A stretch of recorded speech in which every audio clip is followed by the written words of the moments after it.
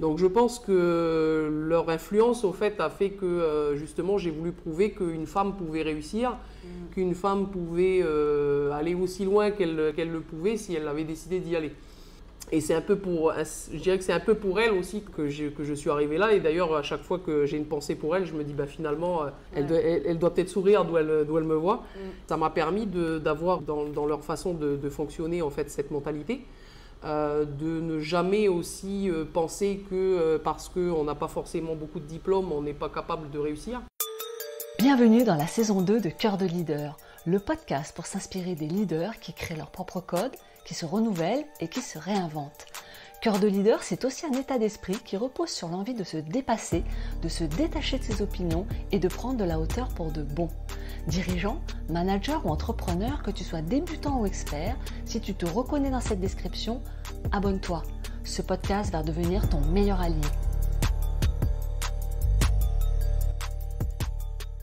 Bonjour à tous, bonjour chers auditeurs, je suis très contente de vous accueillir parce qu'aujourd'hui je suis avec Valérie Tini. Comment vas-tu Valérie? Ça va très bien, merci.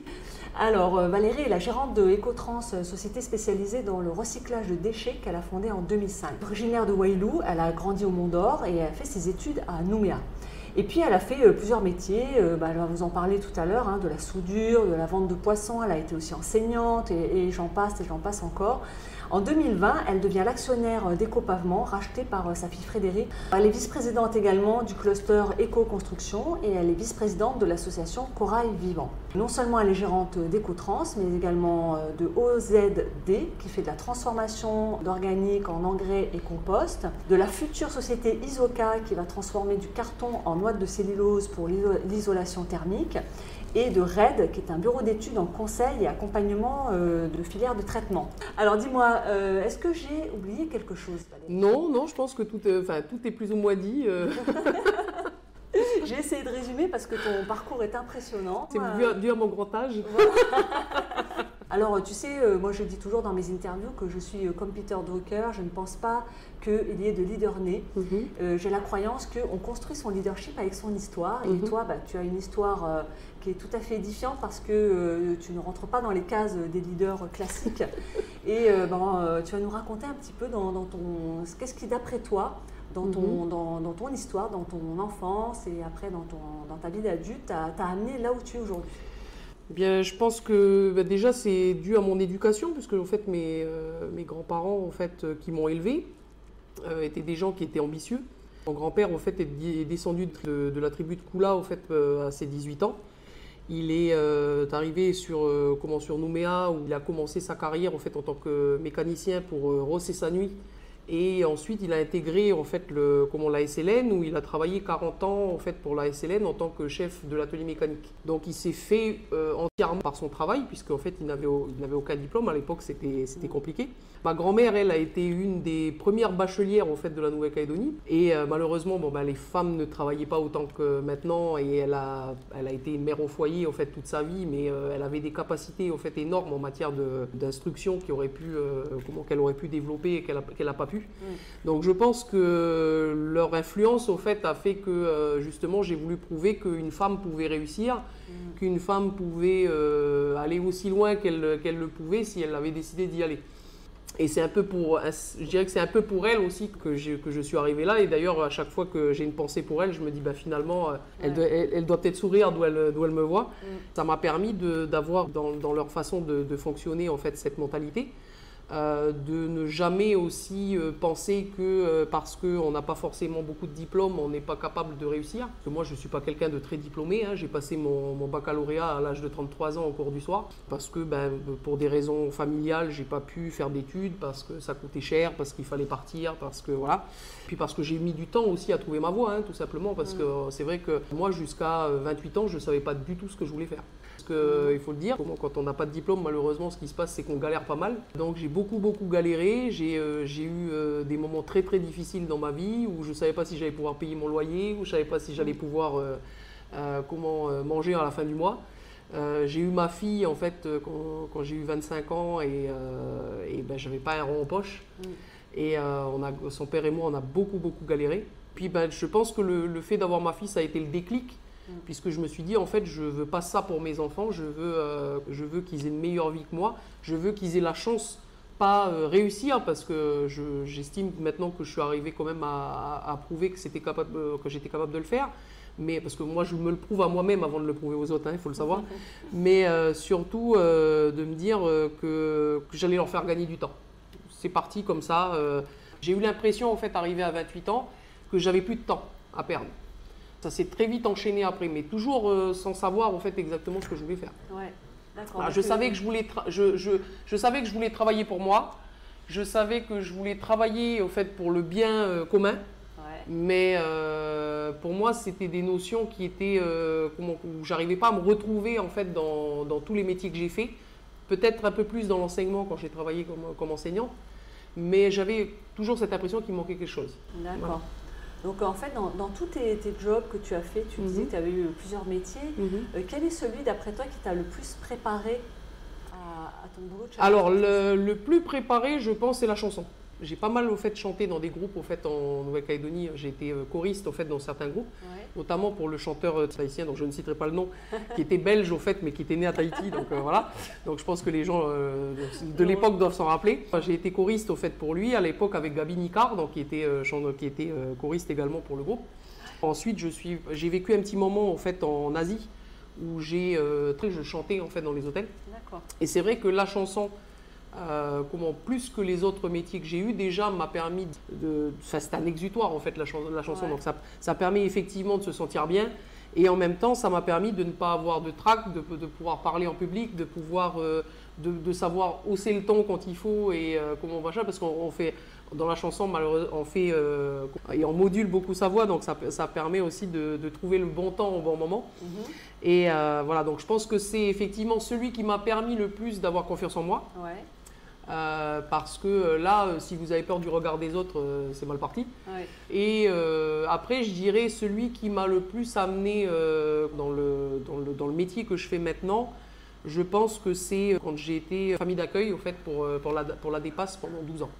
Parce que j'ai eu l'occasion de côtoyer des enfants qui étaient en difficulté, qui n'avaient pas de vision de l'avenir et tout ça, et ça m'a permis de dire, ben voilà, il faut peut-être qu'on réfléchisse aussi à qu'est-ce qu'on veut laisser à nos enfants, quoi. Ah, intéressant. Voilà. Ouais, des prises de conscience. Voilà, des prises de conscience. Ouais. Ouais. C'est à ce moment-là que j'ai eu le déclic.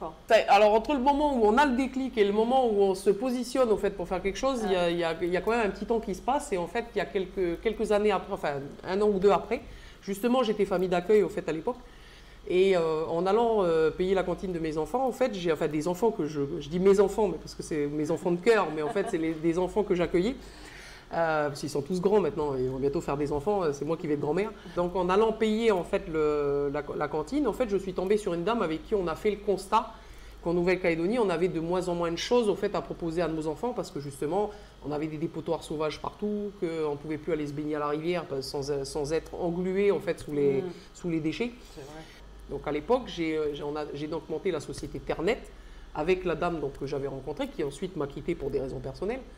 D'ailleurs là où j'ai changé le nom, où Ternet est devenu Ecotrans. Et on est allé proposer en fait, nos services aux 33 communes en fait, de la Grande Terre, en leur disant, ben voilà, nous on se propose en fait, de nettoyer les dépotoirs sauvages au fait, du territoire. Bon, c'est vite heurté à une grosse problématique qui est en Calédonie, c'est le problème de compétences, c'est-à-dire déchets ménagers, compétences communales, déchets sur le bord de route, compétences provinciales, déchets sur une route gouvernementale, compétences gouvernement. Donc on ne s'en sortait pas, donc on ne savait pas qui allait payer, quoi, quand, comment, qui donnait l'ordre et tout ça. Donc là, j'ai pris, en fait, je ne me suis pas découragée, on va faire le chemin inverse, on va aller voir les sociétés, et on va proposer aux sociétés en fait, de leur faire une prestation qui les empêche de mettre leurs déchets dans la nature. Okay. Donc on a démarré en fait, le concept comme ça. Et, et je sais que la première société en fait, qui m'a suivi, alors je ne fais pas de la publicité, hein, c'est simplement que la première personne qui m'a suivi en fait, et qui a cru en, fait, en ce concept, ça a été à l'époque M. Philippe Caillard. Et qui, au bout de 2 ans, qui m'avait fait nettoyer le caniveau devant la société Lefroy, m'a confié en fait le traitement de son usine. Ah ouais, bravo. Mais bon, il m'a quand même testé avant. Ouais, je vois. Bon, enfin, je dis quand même, il faut reconnaître que voilà, heureusement qu'il y a des gens à cette époque qui ont cru en moi. Tu as commencé toute seule en fait. J'ai commencé toute seule, oui. Commencé toute seule et puis après tu as diversifié. Alors j'ai commencé toute seule au départ. Ensuite, en 2008, j'ai été enceinte de mon fils. J'ai fait un déni de grossesse. Donc j'ai travaillé jusqu'à 7 mois sans savoir que j'étais enceinte. Puis j'ai été obligée de m'arrêter parce que j'ai accouché à 8 mois. Donc j'ai eu un petit mois pour me retourner. C'est le cas de le dire. Ouais.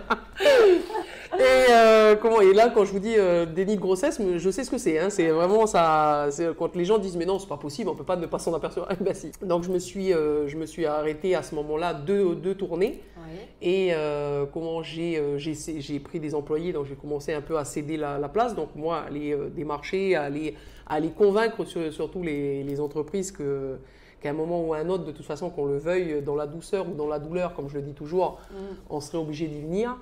Et donc l'entreprise s'est développée comme ça.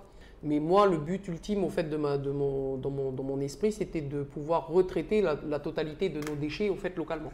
D'accord. Voilà, donc j'ai continué sur la lancée en créant en 2014 OZD, donc Objectif Zéro Déchet, qui est spécialisé dans le traitement des organiques, parce qu'on a un besoin en fait en Nouvelle-Calédonie par rapport à nos sols de beaucoup d'organiques, donc comment on a créé cette société. D'accord. Et puis on a continué sur la lancée Isoca, Écopavement, RED, voilà. D'accord. Donc là, c'est carrément une filière de l'environnement. Complètement. Le but, c'était de boucler la boucle, en fait. Ouais, voilà. C'est impressionnant. Il y a vraiment une stratégie. Et ça, cette stratégie, elle est venue au fil des années ou c'était clair déjà dès le début? Tous les gens qui me connaissent, même ils vont vous dire que j'ai 10 000 idées à la minute. Ah oui. J'ai ni assez de vie, ni assez d'argent, en fait, pour tout faire. Mais je dis toujours, j'aurai la fortune de monsieur Musk, par exemple. Je pense que je n'irai pas chercher à aller sur la Lune, mais je ferai en sorte de la planète quelque chose de sympa. Alors on va revenir un petit peu sur ton rôle de leader et de chef d'entreprise. On parlait tout à l'heure que toi, tu te considérais comme une dirigeante de proximité et humaine et que tu ne pourrais pas travailler dans une grosse structure où on ne connaît pas les noms des personnes. Et comment tu t'en es rendu compte de ça, que c'était pour toi primordial? Parce que déjà, je pense que c'est aussi dû à ma conception au fait de la vie en général. Moi, j'ai besoin du rapport humain. J'ai toujours eu besoin en fait d'échanges au fait avec l'humain. Et j'ai du mal au fait à percevoir. Alors, je suppose, effectivement, ça doit avoir des intérêts quelque part, puisqu'il y a beaucoup de multinationales au fait qui ont un grand directeur au-dessus d'eux et qui ne l'ont jamais vu et qui, lui, n'a jamais vu ses employés. Ça évite en fait le rapport direct. Mais moi, je ne peux pas travailler comme ça. J'ai besoin en fait du rapport humain avec mes employés. J'ai besoin de savoir ce qu'ils pensent. Moi, à l'heure actuelle, comme j'ai 10 employés, en fait, quand j'arrive le matin et que sur la tête de mes employés, je sais quand ça va ou quand ça ne va pas, je sais si quelque chose les dérange, je sais s'ils ont un sourire coincé ou pas parce que je les connais. Mais comme je leur dis souvent, en fait, on passe 8 à 10 heures de nos journées ensemble et je suis persuadé que vous voyez plus votre patron en fait, que votre femme et vos enfants. Donc, je pense que c'est important en fait, pour les employés déjà de se sentir bien dans leur entreprise. Donc en fait ça facilite en fait, le rapport puisque quand on s'aperçoit tout de suite quand il y a une problématique, on peut la régler tout de suite. Ça facilite donc ce rapport et en même temps ça nous arrive assez souvent de manger avec nos employés, de partager un pain au chocolat le matin avec eux, voilà. Des petites choses mais on plaisante avec eux. Je connais tous les noms de mes employés, je connais la plupart de leurs familles, de leurs enfants, de tout ça. Donc pour moi c'est important parce que ça permet de situer aussi la personne en fait, dans son poste aussi. S'épanouir en fait, dans tel ou tel poste. Par exemple, quelqu'un qui a 4 ou 5 enfants, va avoir plus de difficultés en fait à vouloir monter d'échelon rapidement parce qu'il faut.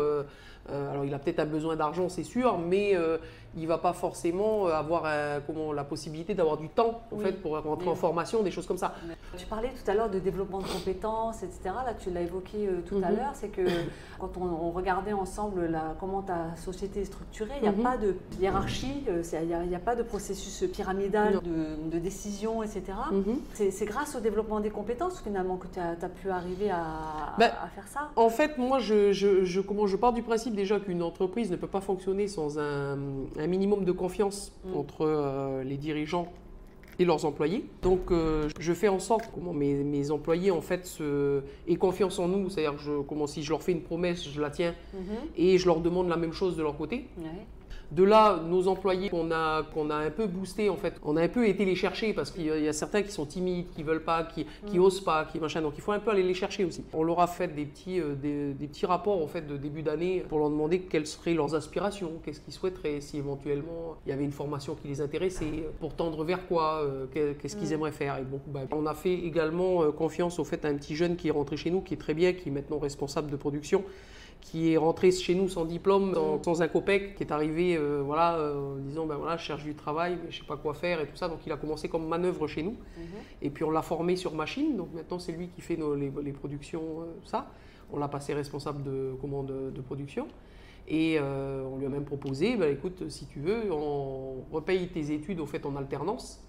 Et tu continues. Après il y a eu la crise Covid et tout ça, donc ça s'est pas fait. Il y avait une branche qui s'ouvrait au fait en logistique, dans laquelle il aurait été, je pense, intéressant de le mettre, puisque, étant donné qu'on veut au final l'amener à être responsable de doc, donc on voulait lui faire suivre cette... et au fait, il a démarré chez nous, il avait à peine 18 ans, et il en a 22, 23 maintenant. Et il est monté petit à petit, il a un meilleur salaire, donc il est ravi. Par contre, on lui demande en contrepartie, on lui demande vraiment de nous prouver en fait qu'on n'a pas misé sur le mauvais cheval. Pour nous, c'est des réussites ça. En fait, quand on a des employés qui s'épanouissent chez nous, qui montent en compétences et qui au final sont contents de venir travailler, pour nous c'est une réussite. Moi, par principe, j'essaye d'amener la personne en fait, à envisager autre chose, parce que des fois, il y en a, c'est simplement de la timidité, du manque de confiance en soi, des choses comme ça qui font que ça les bloque. Si la personne n'en veut pas, je n'insiste pas non plus. C'est-à-dire qu'après, chacun trouve le bonheur où il veut le trouver. Moi, j'ai dans mes employés des gens qui ne veulent pas évoluer, qui en sont conscients, qui sont très contents en fait, de ce qu'ils ont actuellement, et je n'insiste pas. Je pars du principe qu'en fait, on ne fera pas de tout le monde un dirigeant, on ne fera pas de tout le monde un employé, on ne fera pas de tout le monde un engagé. C'est vraiment en fonction pas de la capacité, parce que ça serait réduire en fait la personne à un QI. Je dirais plutôt de sa notion de l'épanouissement. Et c'est intéressant de voir comment tu règles ton curseur en fonction de chacun, cette lucidité. Je pense que ils doivent le sentir, tes employés. Après, nous, on a beaucoup d'échanges avec eux. C'est sûr que.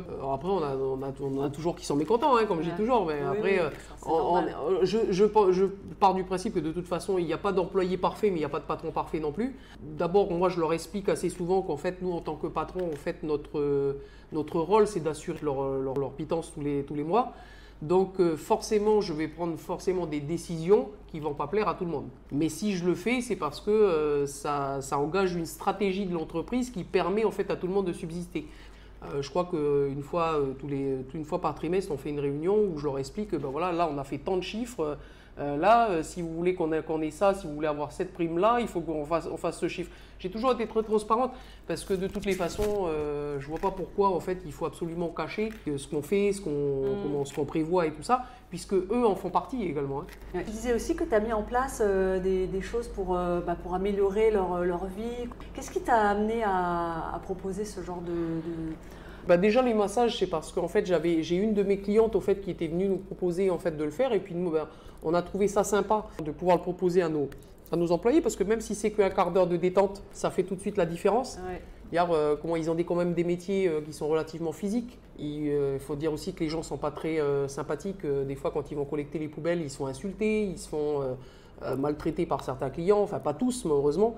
Donc avoir un petit quart d'heure à eux, en fait, où ils ont la musique sur les oreilles, où ils sont sur une table de massage et où le quart d'heure est à eux, on a trouvé que c'était sympathique. Après, les jardins partagés, c'était aussi pour leur permettre, de voir aussi le retour de leur travail, puisque nous, on fait des engrais et des composts pour l'agriculture, donc ça aurait été dommage de ne pas les utiliser pour le faire. Ils ont mis un bananier, des maniocs, voilà, des plantes grasses, des choses comme ça. Nous, ça nous sert de showroom au fait pour nos clients qui viennent et on leur dit, vous voyez, là, c'est planté comme ça. Et eux, ça leur permet d'avoir des petits légumes en fin de mois ou par trimestre, quoi, selon ce qu'ils ont planté. On essaye des petites choses comme ça pour leur faire plaisir, pour essayer de... À une époque, j'avais réfléchi aussi à mettre en place au fait un service de conciergerie pour mes employés. Souvent, ils ne savent pas faire leurs papiers, ils ne savent pas où aller chercher les documents, ils ne savent pas tout ça. Et ça leur aurait permis de ne pas avoir en fait, à se déplacer. En fait, le service de conciergerie l'aurait fait. Malheureusement, il n'y a pas non plus énormément de services de conciergerie en Calédonie. Je crois que j'en ai trouvé 2, dont un qui a fermé entre-temps. Bon, s'il y a des services de conciergerie qui nous écoutent, vous pouvez contacter Valérie Platini. Oui, il n'y a pas de souci. On essaye de trouver des choses qui peuvent leur rendre service, des petites choses. Aller amener leur voiture au garage, aller chercher leurs gosses quand ils n'ont pas fini de travailler ou des choses comme ça, quoi. Ouais, c'est super, c'est vraiment très intéressant. Je te remercie beaucoup, Valérie. Est-ce que toi, tu pourrais donner un conseil à un chef d'entreprise ou à quelqu'un qui veut se lancer dans l'entrepreneuriat sur qu'est-ce que tu donnerais comme premier avis? Si on veut vraiment réussir, il ne faut pas avoir peur de se relever les manches et d'y aller, quoi. Il ne faut pas non plus s'abattre à la moindre difficulté, parce que des difficultés, vous allez en avoir tout le temps. Il ne faut pas avoir peur de se remettre en question, c'est-à-dire de changer son fusil d'épaule quand il faut, parce que des fois, on part avec une idée et en fait, sur le terrain, ça n'est pas du tout ce qu'on imaginait. Et surtout, pas avoir peur de se salir les mains. Voilà. Merci beaucoup pour tous ces bons Merci conseils à vous. qui, je pense, vont aider nos auditeurs. Et puis, bon courage, Valérie, pour Merci la bien. suite et puis à tout bientôt. À bientôt.